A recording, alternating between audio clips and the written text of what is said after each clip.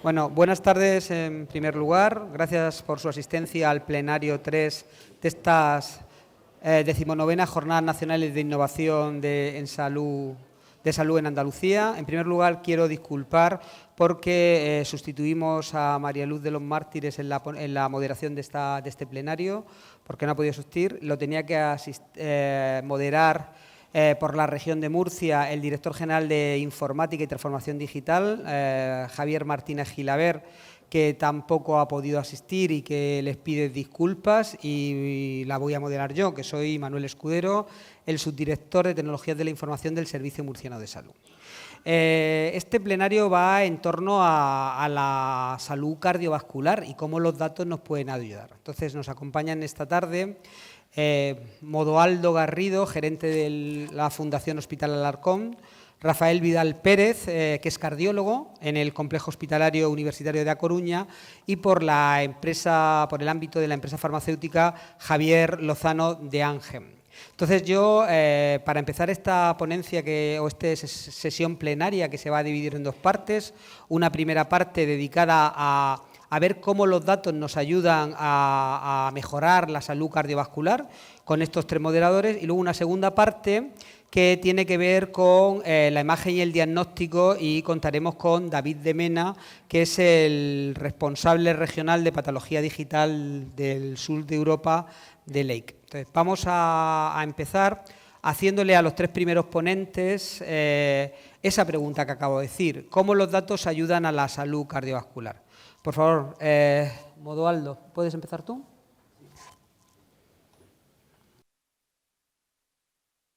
Pero ahora, a ver, las ideas clave que he querido incorporar al inicio de mi discurso son las de un gestor, ¿vale? Tecnólogos hay aquí de sobra, y he preferido colocar un poco mi intervención en ese sitio.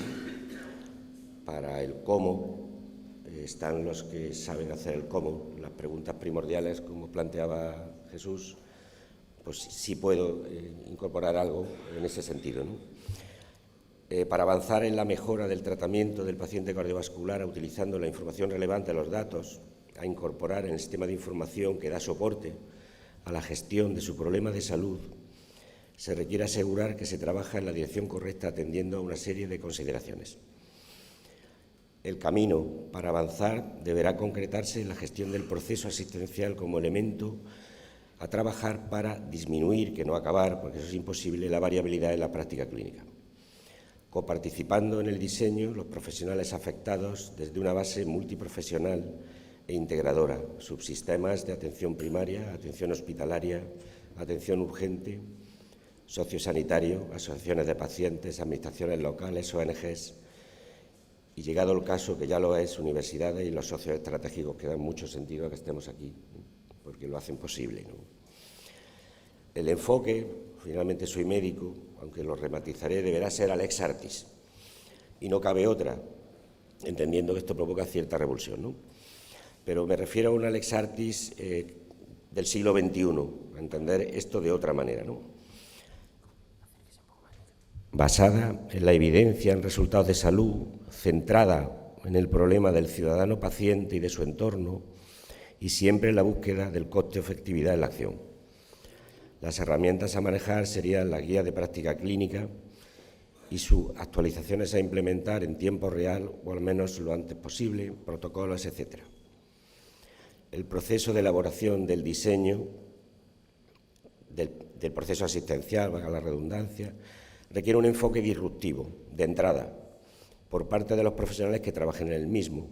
Si luego acaba siendo continuista, pues es lo que hay, pero debemos de plantearnos cambiar la realidad con determinación, ¿no? La vocación deberá ser dejar de hacer cosas que no aportan valor para invertir el excedente de recursos y o tiempo obtenidos en las nuevas acciones a emprender. La puesta en marcha de las acciones de mejora a implementar, una vez identificados por el grupo los cuellos de botella, deberán priorizarse y, una vez definido el calendario de implantación, actuar con perseverancia para asegurar que lo que se dice que se hace realmente y se incorpora a la dinámica de la organización. Hay que dejar la puerta abierta a los procesos de rediseño que procederá a realizar en cualquier caso. No hay otro planteamiento estratégico que no sea posicionarse ante el cambio siguiente, en la certeza de que la opción posible para garantizar la viabilidad del sistema es prepararse para lo siguiente. En definitiva, luchar de manera sostenida contra lo que podríamos denominar, es un oxímoron, inercia inmovilista en la organización de los sistemas de salud.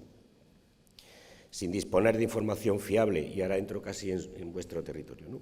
Pero quería llegar a esto, ¿no? Sin disponer de información fiable en tiempo real, nada de esto se puede hacer.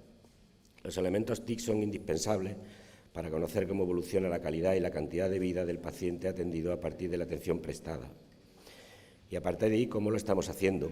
Con nuestro paciente en concreto, que será de él, en primer lugar, de su médico de familia, de su enfermera de atención primaria, de sus especialistas médicos, enfermeras y otros, de nuestro servicio, de nuestro centro u hospital, de nuestro sistema. La implantación de la historia clínica sociosanitaria, la velocidad en hacerlo, se convierte en una prioridad, así como la de incorporar a la gestión del proceso asistencial a la historia clínica los datos que emanen de la implantación e utilización de otros dispositivos que hemos agrupado bajo el paraguas de lo que se ha venido a denominar IoT. La calidad de nuestros profesionales, el trabajo en equipo y su motivación resultan fundamentales a tener en cuenta. Los cambios los realizan las personas y muchas veces, la mayoría, el nivel de la microgestión es el depositario del conocimiento. Los planes se elaboran con su ayuda, los elabora finalmente la macrogestión, pero deben de ser testeados por los profesionales y corregidos. Y a los gestores nos queda alinear las instrucciones del nivel de la macro con la micro, facilitar recursos dentro de lo posible, motivar y mantener viva la llama del cambio organizacional como elemento clave a incorporar en el proceso de mejora continua. No debemos olvidar que cumplir con la misión incluye garantizar la equidad en la prestación del servicio. Acabo con una pregunta. ¿No es cierto que un ciudadano que padece una crisis que ha sido categorizada por los servicios de emergencia como un síndrome coronario agudo debe ser atendido en minutos y trasladado a un centro que disponga de los medios necesarios para actuar sobre la marcha utilizando la técnica precisa y así tratar su problema de salud? Hay que ir lo antes posible, la unidad móvil que esté más cerca y al hospital más preparado. La delimitación geográfica que asigna competencias a uno territorio no importa, la titularidad del hospital receptor del paciente tampoco, y ya no os digo la tarjeta sanitaria. Nada significan a la hora de cumplir con la misión asignada en nuestro artículo 43 de la Constitución. Y es lo que quería deciros por mi parte. Muchas gracias. Vamos a ver, para analizar cómo los datos ayudan a la salud cardiovascular, que es el objeto de esta sesión plenaria, hay 5 aproximaciones, 5 visiones. Acabamos de escuchar la visión de la parte de la gerencia de los hospitales o de los ámbitos hospitalarios. Nos quedará la visión de los cardiólogos, que ahora la plantearemos, y también la visión de la empresa farmacéutica. Pero quedan 2 visiones más, que son la del ciudadano y la de STIC. Bueno, pues la idea de esta mesa es que ustedes a través de los tweets puedan preguntar o hacer aportaciones de cuál es su visión sobre cómo los datos nos pueden ayudar en este ámbito de la salud cardiovascular, y cuando acaben de exponerse las visiones tanto de la cardiología como de la industria farmacéutica, podamos debatir lo que hayan ido aportando a través de los tweets. Entonces, mientras que le damos la oportunidad de aportar esas 2 visiones del ciudadano y de los TIC, doy la palabra a Rafael Vidal como cardiólogo que nos dé su visión. Muchas gracias. Bueno, yo quería ver cómo iba la votación, pero me cuesta verlo desde ahí. Saber qué es lo que había votado más la gente.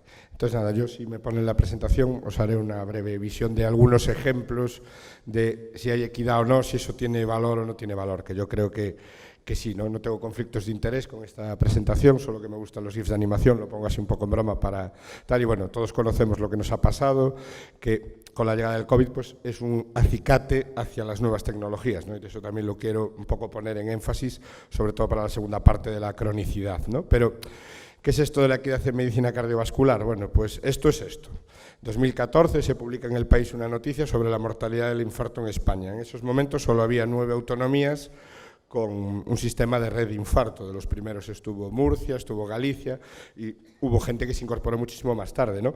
Y eso tiene implicaciones en el pronóstico. Y eso al final pues significa si hay equidad o no. Probablemente no tener una red de infarto disminuye la equidad, ¿no? Y de hecho, aquí se demuestra en un artículo que se publicó este año, que es un registro que se hizo desde la Sociedad Española de Cardiología, de las redes de infarto. Ya tenemos 17 redes de infarto y tenemos datos de si eso implica o no. Tenéis una mortalidad ahí del 7,9, se hablaba, la media para arriba o para abajo, en el 2014. Se ha estudiado cómo se atiende un infarto, el tiempo, si hacemos diagnósticos buenos o malos, que eso es importante. En el primer contacto médico pues puede necesitar ayuda igual de las TIC, ¿no?, para hacer un diagnóstico correcto del infarto. ¿Por qué no? Porque igual el primer médico que atiende no tiene por qué ser un experto en electrocardiografía. Bueno, pues ahí podría haber un instrumento de ayuda, ¿no? Los tiempos siempre están medidos y, bueno, es muy importante porque al final aquí es tiempo, ¿no? Y lo que hay que garantizar es que el ciudadano llegue a un hospital en el menor tiempo posible. Igual no estando en su zona y que se le traslade a otra. Y eso, pues al final es lo que buscan estas redes, ¿no? Se ha estudiado qué problemas puede tener y uno principal es el retraso en el diagnóstico, no saber ver bien el electro, ¿no? Y eso pues, es un ejemplo, ¿no? Y eso tiene implicaciones en la mortalidad. Ahí lo que veis en la mortalidad intrahospitalaria, ¿no?, que es la que se estudiaba en ese estudio que salía en El País, pues bueno, hemos reducido 2 puntos con las redes del infarto, si lo pensamos comparado con los datos que teníamos previamente. Bueno, es un avance seguramente reducir 2 puntos la mortalidad, pues sí, evidentemente, y eso pues tiene implicaciones clínicas, y eso pues demuestra que establecer redes, que hay muchos actores implicados, pues es útil, ¿no? Y bueno, esto viene un poco de las guías de práctica clínica, ¿no?, que es lo que mencionaron previamente, ¿no? Hay que garantizar unos tiempos según la distancia que tengas, pues a un centro con angioplastia primaria, y si el tiempo no lo puedes garantizar, pues hacer una trombolisis, que tiene, digamos, más contraindicaciones realmente que la angioplastia primaria, y probablemente también ofrece mejores resultados la angioplastia primaria que la fibrinolisis, pero al final pues lo que hay que priorizar es un poco el tiempo, que la arteria está cerrada, cuanto antes la abras mejor, ¿no? Y las guías de práctica clínica pues nos exponen muchos ítems que debemos de cubrir según los días del ingreso, que eso también pues se puede estandarizar. De hecho, una de las cosas que se pide en las guías, que a veces no es fácil de garantizar, pues es que un paciente tenga a las 4 o 6 semanas de un infarto una nueva analítica del LDL colesterol para saber si está controlado o no, porque hay unos objetivos después de haber tenido un infarto, ¿no? Incluso las guías pues, nos dan unos estándares que deberíamos de cubrir para una buena atención, ¿no? Pues eso puede estar en un cuadro de mandos, etcétera, y puede estar estandarizado en una historia clínica, ¿no? Pues bueno, eso también va a tener seguramente un impacto si se hace, ¿no? Puedes tener un síndrome coronariano agudo con elevación del ST, ¿no?, que es el que está mejor organizado, pero también lo puedes tener sin elevación del ST, y las guías también te piden unos criterios de cómo manejarlo, ¿no? Ya no quiero pararme en la insuficiencia cardíaca, que es otro gran problema de cronicidad, que también hay guías pidiendo una serie de cosas que se deberían de hacer. Creo que muy pocos hospitales pueden garantizar a día de hoy que un paciente con un ingreso en insuficiencia cardíaca sea revisado a las 2 semanas otra vez en un hospital. Pero bueno, eso es lo que dicen las guías, ¿no? Bueno, pues son criterios de calidad, ¿no? Es lo óptimo, ¿no? Otra vez, que a veces no es lo que se puede tener, ¿no? Y bueno, otro elemento, ¿no?, es si tenemos márgenes de mejora, ¿no? Pues en el síndrome coronariano agudo, un ejemplo, ¿no?, porque yo creo que habría que traer también elementos prácticos, bueno, para analizar dónde están los problemas y los cuellos de botella, pues fue el proyecto que se hizo Anjana, que se hizo en colaboración con Amgen y SEIS, ¿no?, que es los que estamos aquí en esta reunión organizada por SEIS, pues han participado en analizar el proceso del síndrome coronario agudo. Anjana son unas hadas que ayudan a guiar por el camino, ¿no? Bueno, pues al final es pues, buscar una guía del camino del síndrome coronario agudo, ¿no? Y es una colaboración, pues bueno, entre la industria, cardiólogos y SEIS para buscar qué elementos puedes tener mejora, ¿no? Y realmente, bueno, esto es el grupo que participó y realmente pues identificaron distintos elementos, ¿no? Bueno, sobre todo es analizar pues qué problemas hay, qué necesidades puede aportar las TICs en el proceso, cómo medirlo al final y cómo aplicarlo, ¿no? Pues eso es lo que se discutió, ¿no?, sobre qué cosas se debían de priorizar, ¿no? Yo creo que esta es un poco la figura principal, ¿no? Realmente se identificaron una serie de elementos, ¿no?, como por ejemplo digitalizar el electrocardiograma, estandarizar la historia clínica, estandarizar el manejo del paciente durante el ingreso, se puede estandarizar un informe de alta, que es información que luego va a llevar el paciente y también su médico de cabecera, que al final pues es el que va a llevar la vida del paciente a posteriori del infarto. El cardiólogo lo va a conocer un momento, pero luego pues va a dar unas recomendaciones, pero realmente el seguimiento pues es el médico de familia, ¿no? Aquí se habla de la rehabilitación cardíaca, que es otro problema de equidad en nuestro país. La rehabilitación cardíaca no está disponible en toda España, quizás el 15% o 20% de los pacientes tienen acceso a rehabilitación cardíaca, que es clase 1 en las guías, pues es otro problema de accesibilidad y de equidad, y eso es real. Y luego, por otro lado, pues bueno, se pueden plantear soluciones TICs para conectar al paciente con su médico, ¿no? Que es un poco el último punto, ¿no? Se hizo una especie de priorización, ¿no? Que podía ser más prioritario, y lo podéis ver en la diapositiva, que es un poco lo más relevante, ¿no? Que era automatizar el manejo hospitalario, ¿no? Que es para que no se nos escapen las cosas que nos dicen las guías, ¿no?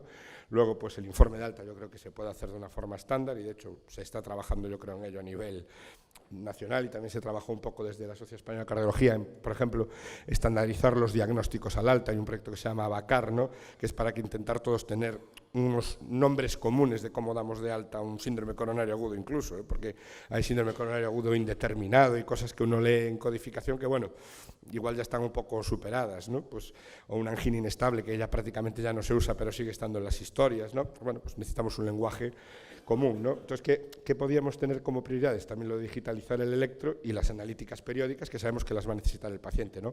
Luego hay otras cosas que yo creo que dependen de mucho más inversión, ¿no? Y por eso se ponían un poco más tal, ¿no? Lo del APP o la plataforma interactiva, una consulta de videoconsulta, ¿no? Bueno, pues eso era otra de las cosas, ¿no?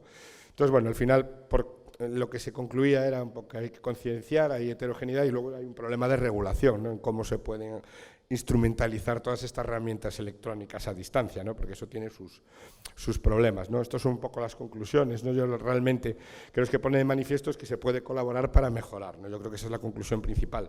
Lo otro ya es lo que os he ido expuesto previamente. Yo creo que necesitamos la participación de todos los actores en el sistema para mejorar el manejo de los pacientes, ¿no? Y ya esto por último, aunque igual esto lo pasaré un poquito más rápido para dejar un poco hueco al debate, ¿no? Que es el tema de la cronicidad. El electrocardiograma, el primer electrocardiograma se transmitió por teléfono, o sea, que es una cosa curiosa, ¿no? O sea, ya el primer electro fue telemedicina.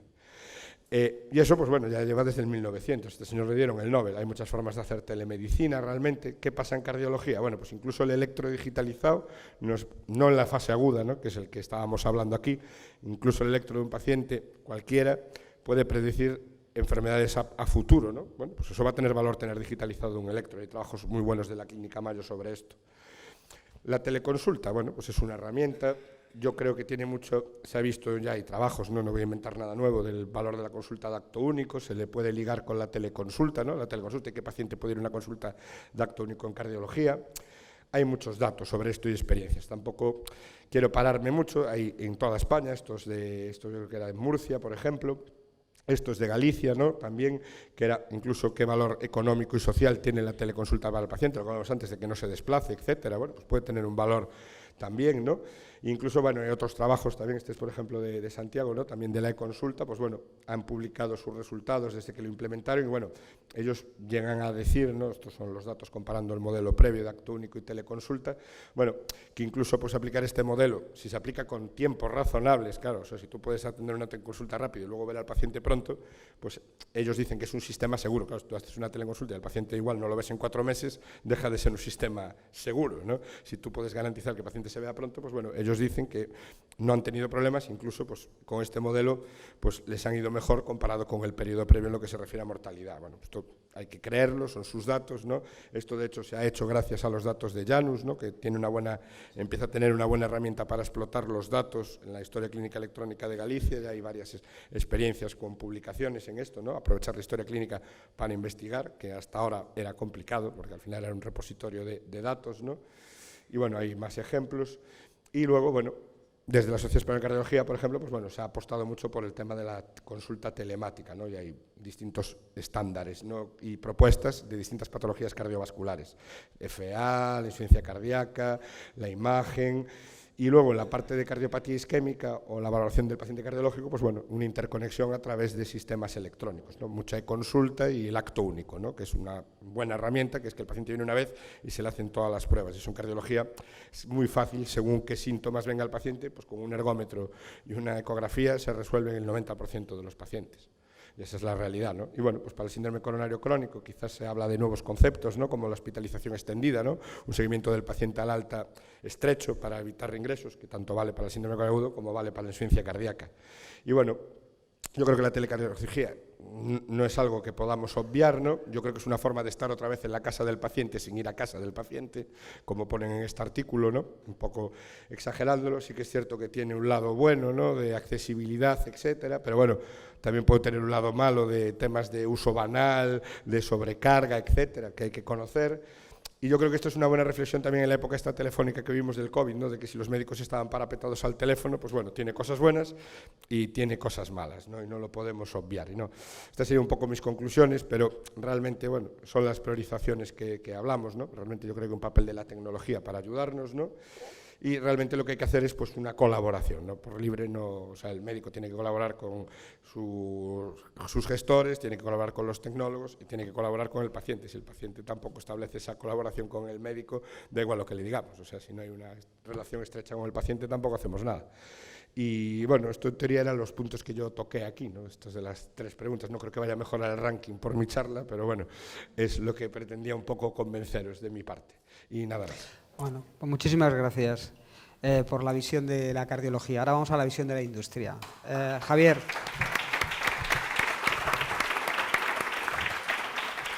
Pues nada, yo agradecer, porque cuando me invitaron vi 3 palabras que llevo mucho tiempo no dando vueltas, que era urgencia, salud cardiovascular y equidad.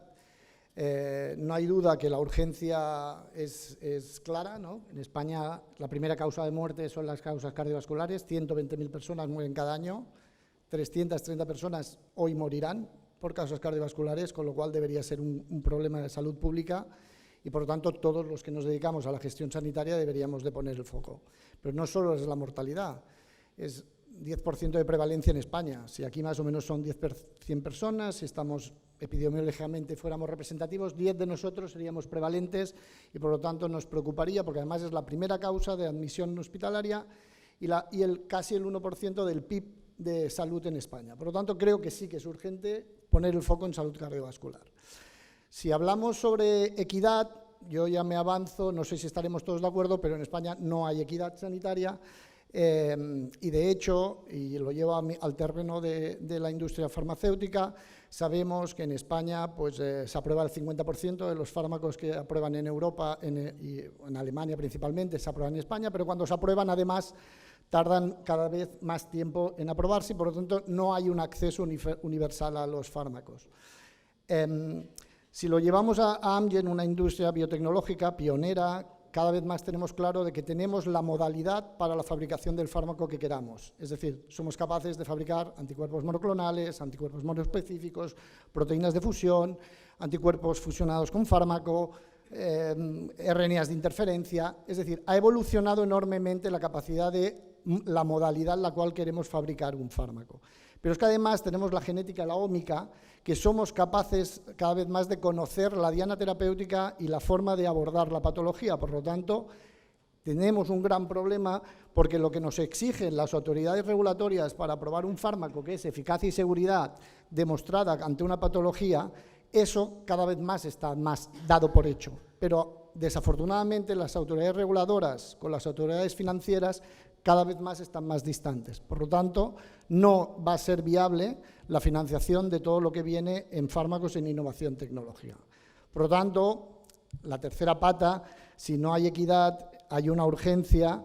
La visión que tenemos es, sabiendo que como compañía farmacológica la visión del sistema sanitario es proveedor de fármaco, nosotros la visión ya que tenemos desde hace mucho tiempo con los proyectos que hemos comentado, un proyecto parecido también con gestores sanitarios, porque creemos que si nos ponemos realmente, al final todos somos pacientes, somos personas, lo vamos a ser, por lo tanto tenemos la tecnología, tenemos las guías, tenemos el conocimiento y creemos que si es un problema urgente y si no es equitativo, deberíamos de trabajar todos los actores juntos y el dato nos va a poner al paciente en contra, porque en el momento que se ha democratizado el dato, el paciente está empoderado. Si los actores sanitarios no nos ponemos de acuerdo, la población nos lo pondrá tarde o temprano. Muy bien, muchísimas gracias. Quédatelo. Bueno, nos queda de esta primera parte del plenario un poco de tiempo para ver si tenemos algo a través del tuit sobre la visión. Me dicen que no, entonces yo voy a hacer alguna cuestión respecto de, sobre todo, de la visión del ciudadano. Y hablo de la experiencia que tenemos en Murcia con un proyecto que es conocido a nivel nacional, que es CARPRIMUR, que es el darle capacidad de participación en el seguimiento de la salud cardiovascular de los pacientes al médico de primaria, a través de herramientas como la electrocardiografía centralizada, el electro centralizado y la interconsulta no presencial para que el cardiólogo asista al médico de familia. Y yo le pregunto a Rafa, ¿cómo ves esto? Es decir, ¿es importante la participación no solo del cardiólogo, sino de otros niveles de la asistencia en velar por la salud cardiovascular de los pacientes? Vamos, totalmente de acuerdo. Vamos, yo creo que el médico de primaria es el principal actor del sistema, es la puerta de acceso. Al cardiólogo le interesa que su médico de atención primaria tenga buenas herramientas, que tenga buena formación, porque esas peticiones que le va a generar al médico del hospital dependen mucho de la formación que tenga el médico para resolver problemas. Y si tiene una formación mucho mejor en temas cardiovasculares, pues evidentemente va a mandar pacientes mucho más dirigidos, que es lo que hablábamos antes, que la consulta está muy bien, pero se puede banalizar, pueden llegarte chorradas y eso al final es sobrecarga para todos, porque es un hueco que lo ocupas a un paciente que necesita, ¿no? Porque igual hay cosas que igual dudas en el electro, si el médico de primaria está formado, no te las va a plantear, ya sabe. Yo lo conozco, la iniciativa, además están muy activos en Twitter también, todo el tema de formación y sobre lo de la electrocardiografía. Voy a entrar en el mea culpa porque me invitaron una vez a participar con un electro y no se lo pude enviar, y eso es cierto también, o sea que lo digo aquí públicamente, que a veces muchas veces le piden cosas y luego no es capaz. Y vamos, yo creo que es básico una buena relación. A veces se han planteado fórmulas como el interconsultor del centro de salud, que igual puede ir allí una vez al mes o para resolver casos complicados, pero bueno, yo creo que esos son al final pues malas soluciones, ¿no? Está bien, pero probablemente tú lo que necesitas es tener que tu médico pueda acceder muy rápido a ti, ¿no? O sea, y que pues la interconsulta sea ágil y le resuelva problemas. A ver, puedes tener una teleconsulta, pero si luego el paciente, cuando tú haces el acto siguiente, que es citarlo, y lo citas en 4 meses, tienes un problema, porque ahora mucho es resolver e-consultas y luego el paciente ya se verá, porque se resolvió la e-consulta. Y es un poco un engañabobos, ¿no? O sea, al final, si el paciente había que verlo, es como una barrera, ¿no? Lo que es, pues al final es como la barrera para que tarda más en llegar el paciente. Al final, aunque lo filtra, al final acaba también tardando en llegar, porque es como hay que saltar esa barrera, que es la primera consulta, ¿no? Que es la e-consulta. Entonces, bueno, yo creo que es básica el tema de tener muy buena relación con medicina primaria, porque es la que te va a mandar los pacientes y tienes que tener una buena formación y un buen contacto con ellos. Sí, una de las claves del proyecto CARPRIMUR de Murcia es que los cardiólogos han ido a primaria a formar a sus compañeros de primaria y a arroparlos, sobre todo en el principio del proyecto, para que fueran cogiendo rodaje, conocimiento de cómo tratar al paciente y eso, evitar la banalidad en las consultas, es decir, dirigir mucho más lo que necesitaban del especialista en cardiología que les apoyaba. Lanzo la pregunta sobre la tecnología al ámbito de la gerencia. Eduardo, a ver, ¿cómo los tecnólogos, que dependen en el fondo en la mayoría de los sitios del ámbito de la dirección de gestión o directamente de la gerencia de un hospital, deben de apoyar al despliegue de herramientas tanto tecnológicas como de inteligencia artificial para mejorar la salud cardiovascular, que es lo que nos ocupa ahora? Ahora, en mi caso está Isabel Sastre, ya está en cada entorno de innovación, está sentada. Da igual, o sea, se van a sentar todos los que tengan que ver con algo de lo que estamos hablando, ¿no? Y además se suele mantener fija, o sea que estamos en un momento donde esto ya es inevitable, ¿no? Y nos ha valido a nosotros, porque nosotros también hemos trabajado en la normalización del síndrome, lo diré bien, tengo fiebre, disculpadme un poco porque estoy como puedo, del código de infarto, o sea, trabajamos mucho y desarrollamos mucho la rehabilitación cardíaca, ¿no? Que para nosotros es modélica. Hemos afectado a la administración local para cuando acabamos nosotros que sigan en los gimnasios del ayuntamiento, pero la pregunta concreta es muy difícil que no esté sistemas de información cada vez que hablamos de innovación, ¿no? No sé si te he contestado claramente. Sí, más o menos. Le traslado la misma pregunta a la industria, es decir, desde la industria, ¿cómo se ve el uso de los sistemas de información y el uso de la tecnología, la quinta visión que hablábamos desde el principio, en mejorar la salud cardiovascular.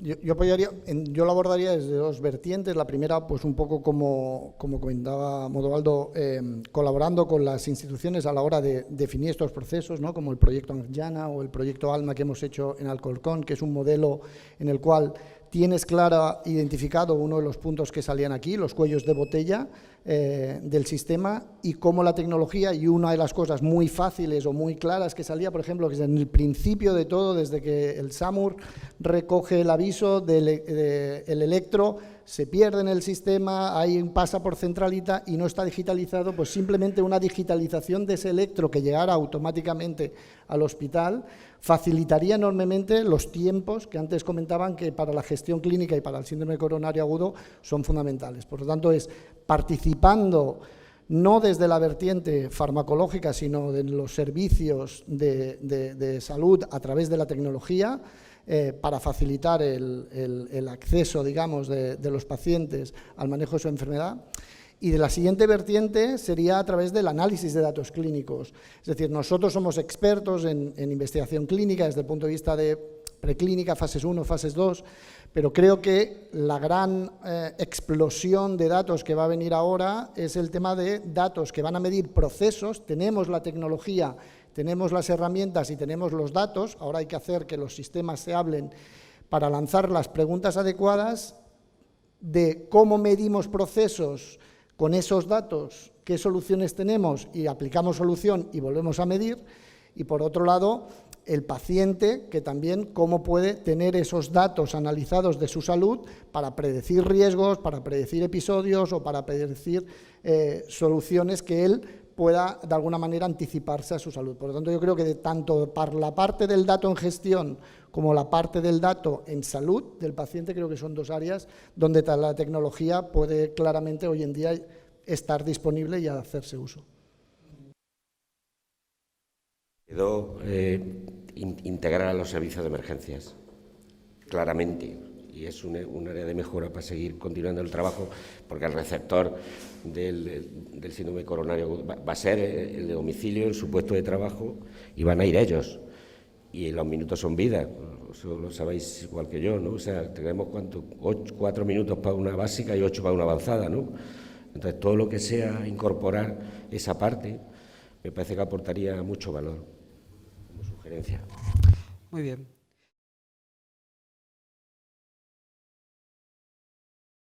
Bueno, llegamos al ecuador de la sesión plenaria. Vamos a pasar a la segunda parte, la de imagen y diagnóstico.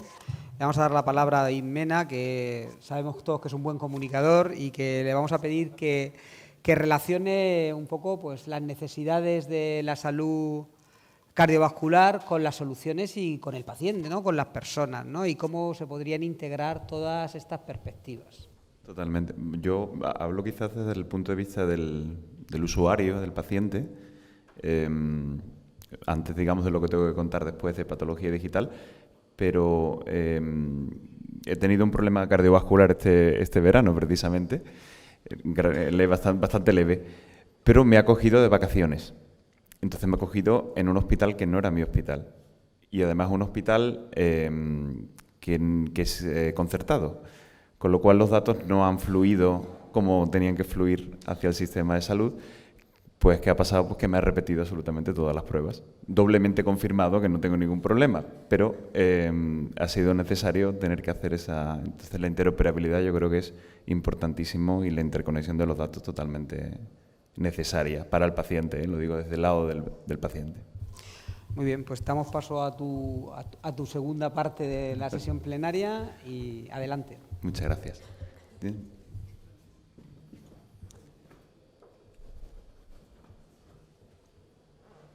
¿Sí me pone la presentación? Yo voy a hablar un poco de, cómo se hace. Decía Jesús cuando me comentó esto, oye, habla de la forma y de la función, ¿no? ¿Qué es la forma y la función dentro del diagnóstico? Es un poco filosófico, y agarré el guante de Jesús y dije, bueno, pues esto hay que hablar del cómo se hace la imagen y el diagnóstico, qué relación tienen la imagen y el diagnóstico, ¿no? Yo vengo de la empresa Leica Biosystem. Nosotros nos dedicamos fundamentalmente a anatomía patológica y diréis, bueno, ¿y qué hacemos aquí? Porque tenemos una parte que es patología digital, imagen en anatomía de patología digital. Hay un momento en el diagnóstico de cáncer que yo creo que es uno de los momentos más, si queréis, más terroríficos para el paciente. Y es el momento en el que te han hecho la biopsia, pero no te han dado el resultado, ni positivo ni negativo. Y ese tiempo, esa semana o ese mes incluso, pues es un tiempo en el que el paciente tiene angustia, tiene miedo, tiene ansiedad, si queréis, muchas veces. Porque no llega el resultado, ¿no? No llega el resultado de la biopsia y no sabes lo que hay y te esperas de todo, ¿no? Para esto, desde Leica, nosotros hemos pensado en una cosa que se llama Visión 24, porque el cáncer es uno de las áreas, si queréis, con más crecimiento de mortalidad en los próximos años, con una incidencia más grande en el pronóstico. Entonces nosotros hemos pensado en una idea que se llama Visión 24, que quiere decir, queremos que ese diagnóstico esté hecho en 24 horas. En 24 horas.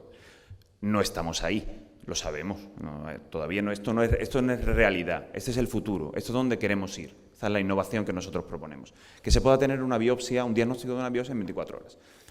Fundamentalmente, para llegar a esto, nosotros pensamos que hay tres elementos clave, por así decirlo. La primera es que tengo que tener una calidad, un aumento de la calidad en todos los procesos que hago y en la imagen digital también. Necesito una imagen de calidad para poder diagnosticar. La segunda es un poco lo que comentamos antes, necesito integración. Llevamos todas las jornadas hablando de integración, de interoperabilidad, de arquetipos, de conectar las cosas, ¿no? Si yo tengo un escáner, tengo un LIS, nada está conectado, es imposible de que yo pueda hacer esto en 24 horas, ¿no? Entonces, yo creo que el segundo elemento podría ser la integración de las soluciones. Somos muchos proveedores tecnológicos, necesitamos hablarnos entre nosotros, ¿no? Utilizar estándares para poder hacer esta interoperabilidad. Y el tercero es la optimización de la eficacia. Hay muchos procesos. La anatomía patológica, lo comentábamos en el taller esta mañana, es un proceso muy manual, es algo todavía artesanal en muchísimos de sus procesos, incluso el diagnóstico, o sea, se mira con un microscopio desde hace más de 100 años. Bueno, pues necesitamos hacer eficiente este proceso y esto nos dará efectivamente un diagnóstico en 24 horas, que es lo que pretendemos. Y nosotros pensamos que esto se puede basar en dos pilares. El primero es en poder tener todo un recorrido, digamos, dentro del laboratorio. Y el segundo, en la innovación. Sin innovación es imposible poder hacer esto. Leica es una empresa que lleva muchísimos años en innovación, de muchísimas patentes, pero pensamos que esto es lo importante. Y os quiero meter en esta tarde, antes del café, yo sé que estáis deseando tomaros un café, pero os quiero llevar a meteros dentro de un proyecto de innovación que es la creación de un algoritmo de inteligencia artificial. No sé si muchas veces llegamos con los algoritmos y parece algo que es muy notorio, pero nunca a lo mejor nos hemos parado a ver cómo se hace un algoritmo por dentro, ¿no? Os quiero llevar un poco a este mundo interno de lo que son los algoritmos en la imagen de anatomía patológica. Es un proyecto que estamos haciendo, nosotros tenemos innovación, centros de innovación a través del mundo, somos una empresa multinacional, y concretamente la parte de imagen médica y de lo que os voy a contar ahora de la inteligencia artificial está en Estados Unidos, en una ciudad que se llama Vista, en California, ¿vale? Es el puntito naranja que está a la izquierda en América. Lo primero es, bueno, pues, ¿para qué vamos a hacer el algoritmo, ¿no? Yo creo que lo primero que hay que pensar antes de hacer nada es ¿para qué se hace, ¿no? Y, bueno, pues obviamente el cáncer de pecho es uno de los cánceres, desgraciadamente, con mayor mortalidad. Y que el resultado de un diagnóstico avanzado puede disminuir drásticamente esa mortalidad. Entonces yo creo que, bueno, pues precisamente creo que puede ser uno de los puntos donde podemos trabajar y donde la tecnología a día de hoy puede aplicar la inteligencia artificial. Mirad, los algoritmos, los métodos de inteligencia artificial, yo recuerdo cuando Google sacó uno de los primeros algoritmos que metió un montón de datos en una coctelera, los agitó mucho y dijo, mortalidad del paciente en 15 días, tan, ¿vale? Y aquello era una revolución, nos parecía a todos una revolución, ¿no? Hay mucha inteligencia artificial, mucha creación de algoritmos sin supervisión. Tú coges los datos, los metes, los agitas un poco y te sale algo. Pero eso para la anatomía patológica, para la imagen de anatomía patológica, no funciona. ¿Y por qué no funciona? Porque la imagen de anatomía patológica es muy compleja. Es una imagen muy compleja, con muchas capas, con mucha intensidad y con mucha variabilidad. Entonces, ¿qué es lo que nosotros hemos querido hacer? No, nosotros queremos hacer un algoritmo supervisado. O sea, queremos hacer un entrenamiento de este algoritmo poco a poco, con una persona que vaya guiando, que vaya, esta mañana se decía en el taller, y me pareció muy interesante, transferir su saber a la máquina, de alguna forma, digámoslo así. Esto es lo que se hace a través de una base de veracidad, que se llama. Vamos a llegar a un punto en el que tengamos una base de veracidad que nos permita progresar en este algoritmo. Porque lo vamos a hacer con anotaciones, ¿vale? ¿Y qué es una anotación en anatomía patológica? Bueno, pues las imágenes de anatomía patológica se pueden anotar con una cosa muy sencilla como es medir. Yo mido, veo aquí el área, veo la distancia y tal. O puedo hacer, bueno, pues simplemente un recorto, un trozo de la imagen y eso ya es una anotación. O no, ya lo que hago es pinto con la manita, ¿no? Con un circulito, le pongo. Y si nos vamos un poquito más, empiezo a seleccionar áreas y a decir, esta parte es cáncer, esta parte no lo es. ¿Vale? Y puedo llegar hasta casi las células, si queréis. Obviamente, dependiendo de dónde me ponga, tardaré más o tardaré menos en hacerlo. Será más cercano a lo que hace el patólogo o menos cercano a lo que hace el patólogo en su desarrollo mental, ¿no? Nosotros nos vamos a quedar con la parte de la derecha. Queremos llegar hasta la anotación de las áreas donde está el cáncer. Esto es lo que estamos haciendo. ¿Y cómo lo estamos haciendo? Bueno, pues uno de los puntos importantes que decía, y esta mañana se recordaba también en otro taller, es el sesgo de los algoritmos. No sé si lo sabéis, pero los algoritmos tienen sesgo, del que lo hace, fundamentalmente, del que lo entrena. Para poder tener un algoritmo que sea de amplio espectro, digámoslo así, cogiendo un poco la terminología de los antibióticos, nosotros hemos desplegado una red de patólogos a lo largo del mundo. No solamente nos hemos quedado en California, en Vista, con 3 patólogos que tengo ahí al lado mía, no. Somos una empresa mundial y tenemos clientes en todo el mundo y podemos hacer este tipo de proyectos con patólogos de todo el mundo. Además, se ha trabajado por 3, o sea, cada patólogo, o sea, cada imagen será revisada por 3 patólogos, de tal forma que no solamente tengo el sesgo de 1 ni el sesgo de 2, sino tengo el sesgo de 3, con lo cual estamos diluyendo, digamos, este sesgo o este color o esta tendencia que pudiéramos tener en alguno de los algoritmos, ¿no? Todas las imágenes han sido escaneadas con el escáner nuevo, con el GT450, el escáner que nosotros tenemos, y se ha distribuido a través del mundo. Se intenta que sean menos de 5 años, o sea, cáncer con menos de hace menos de 5 años, y se ha establecido el protocolo para poder hacer este entrenamiento. ¿Y cuáles son cómo es la metodología? ¿Qué es lo que hacemos? Pues al final esto es pues, digamos, una especie de diagnóstico por pares, en el sentido de que en el momento que tenemos 2 patólogos que coinciden en un área, entendemos que eso tiene una base de veracidad, ¿vale? Lo que decía antes, un momento de una base de veracidad. Siempre y cuando tengamos un tercer patólogo que no me esté diciendo que ahí no hay, que decir, todo lo contrario, ¿no? Entonces, con una base de veracidad de 2 patólogos, tenemos una altísima probabilidad de éxito. Cuando interfieren, cuando tengo un tercero en discordia, digamos, abajo esa zona con la probabilidad. Con esta metodología se pueden obtener resultados muy importantes, ¿no? El algoritmo a día de hoy permite la no detección del cáncer, o sea, donde no hay cáncer, más de un 99%. ¿Vale? Estos son datos de hace un mes y medio o algo así que se presentaron en Basilea. Cuando tengo infiltración, pues aproximadamente puedo llegar a un 80 y tantos %, ¿vale? Cuando tengo calcinoma, tengo una probabilidad todavía un poco más baja. Es un algoritmo que está en progresión, que está en trabajo, que se puede llegar a poder hacerlo. Además, es un algoritmo que permite... la imagen de anatomía patológica es como una pirámide, es como un Google Maps, para entendernos, ¿no? Que puedes entrar, bajar, que lo puedes plantear a varios niveles de imagen.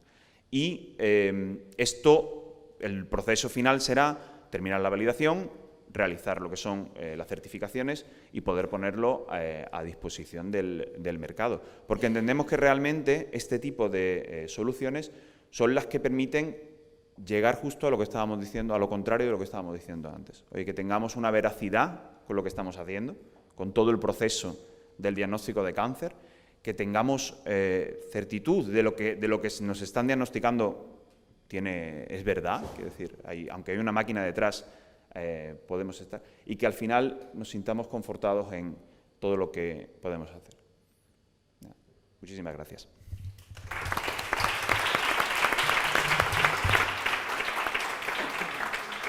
Bueno, una primera pregunta que se me ocurre. Entonces, la inteligencia artificial, la tecnología, no vamos a llegar a diagnosticar en 24 horas, pero sí claramente se va a poder reducir el tiempo de diagnóstico de un tema tan preocupante como pueden ser temas oncológicos.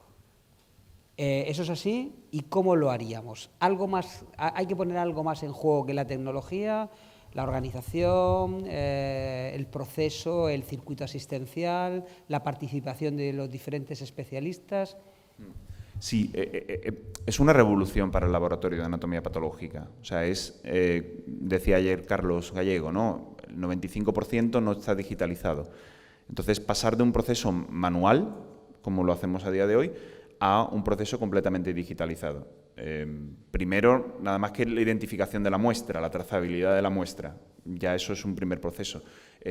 Todo lo que es la parte de la digitalización de la imagen a través de los escáneres y la parte del diagnóstico con las pantallas. Claro, esto hace que además la imagen de anatomía patológica de repente salga del sótano, porque suelen estar en el sótano los patólogos, salga del sótano y de repente se lleve al mismo nivel que la radiología. Esto es una implicación muy importante para el resto de los clínicos, que van a tener a disposición una imagen que antes no tenían, que es verdad que a veces no la saben interpretar, pero la van a tener a disposición. Y después también para los tecnólogos. La imagen, se ha dicho antes, la imagen de anatomía patológica pesa un poquito, O sea, estamos hablando de que son 1,5 gigas, más o menos, término medio, cada imagen. Esto es una revolución para las redes de comunicaciones de los hospitales, para el storage del PACS o del VNA que se tenga o que se vaya a instalar, y es un cambio bastante importante. Entonces, afecta a muchos estamentos dentro del hospital para poder llevar esta renovación de la patología digital. Y el retorno se ve primero en tiempo de diagnóstico, y en eficiencia y en fiabilidad en lo que es el diagnóstico del cáncer, que es uno de los puntos más importantes que tenemos a día de hoy, ¿no? Haciendo hincapié en el reto que has mencionado para los tecnólogos de que una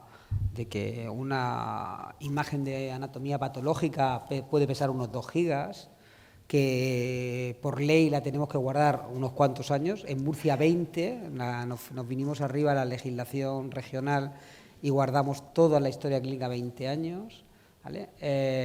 La capacidad de diagnóstico va a aumentar, por tanto va a aumentar la petición de las pruebas. Nos enfrentamos a una cantidad ingente de datos que tenemos que guardar, que mover, que custodiar durante muchos años, y la pregunta es, ¿tenemos los tecnólogos que hacer algo para conseguir comprimir esa imagen para que sea más fácil custodiarla y guardarla, que cuando la descomprimamos, comprimir es lo del zip, ¿vale? Es decir, hacer el fichero más pequeño, ¿vale? Tenga la misma calidad para que la capacidad de diagnóstico y de que los algoritmos de inteligencia artificial sean resolutivos y quitar no sé cómo lo llamáis en los hospitales de demás, pero ahí se llaman las ADN-tecas y todo esto, todos los cristales estos que tienen allí en el sótano, como tú bien decías. ¿Ese es el reto al que nos enfrentamos? Yo creo que es uno de los retos. Ya el hecho de que los escáneres, por ejemplo, detecten el tejido y solamente escaneen donde hay tejido, yo creo que ya es un avance, porque antes se digitalizaba todo el blanco, que no aporta información. Yo creo que ya ahí hemos hecho un gran avance en la compresión. Se puede seguir haciendo. Por ejemplo, estándares como DICOM permiten guardar una sola capa y tirar el resto y dejar quedar nada más que con una. Y efectivamente será algo a futuro. Yo entiendo que podemos empezar por el primer paso, ¿no? Es decir, oye, planteemos 2 años, planteemos 3 años, a ver qué pasa. Pero si efectivamente es un proyecto con vistas a futuro, en el que hay que tomar conciencia de que está entrando por anatomía patológica en la parte de tecnología, y que será una gestión importante. Y nosotros somos, digamos, los segundos. Los que vienen detrás, que son Genómica, son un poquito más grandes todavía. Pero bueno. Lo sé, me consta. La última pregunta. Entonces, igual que ha ocurrido en otras especialidades, con la irrupción de la inteligencia artificial, ¿cuál es el enfoque que plantea la industria para el trabajo del patólogo? Es decir, tú has dicho que te vas a centrar en lo de la derecha, es decir, en marcarle las zonas potencialmente con mayor probabilidad de que tengan o de que no tengan problemas, ¿vale? Ese es el enfoque, es decir, es un apoyo diagnóstico, es una solución resolutiva con marcado CE para hacer cribado de muestras de forma masiva. ¿Qué planteamiento tiene la industria? Porque es muy importante, porque no es lo mismo utilizar la inteligencia artificial para el cribado de muestras, como podemos hacer en retinografía, todas las que salen bien ni nos las planteamos y las que tienen dudas las pasamos al oftalmólogo. ¿En patología el enfoque es el mismo o cómo lo estáis pensando? No, la forma que tiene de trabajar el patólogo, nosotros en patología intentamos orientarle hacia las zonas, o sea, indicarle aquí es donde está el problema, porque el tiempo que tarda el patólogo en encontrar muchas veces las zonas tumorales, en tener, digamos, hay soluciones muy prácticas como la contabilización, por ejemplo. Eso es algo que ya se hace habitualmente, el contar ciertas células o el contar ciertos marcadores. Esto es bastante sencillo con la parte tecnológica. Pero hacia donde va la inteligencia artificial es precisamente a esto, a orientar al patólogo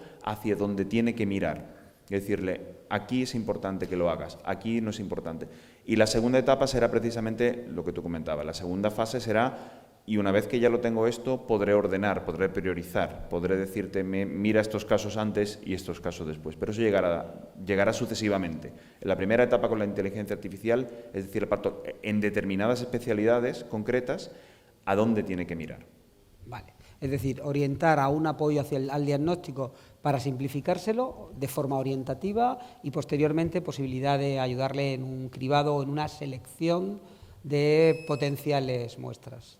Bueno, nos dan ya la hora, les hemos intentado dar una visión de un poco cómo los datos pueden mejorar la salud cardiovascular y un enfoque distinto a la segunda parte en un ámbito de la oncología y el uso de nuevas herramientas en la patología digital, que es una revolución a la que nos acercamos. Yo llevo yendo toda la jornada desde ayer que vinimos, que estamos en patología digital como hace 20 años en la radiología, que llegan las herramientas, ¿no? Y quizá estamos en ese momento. Yo no quiero dar nada más que las gracias a los 4 ponentes por sus exposiciones y la información que tan claramente nos han contado a todos nosotros, y a ustedes por la atención. Muchísimas gracias.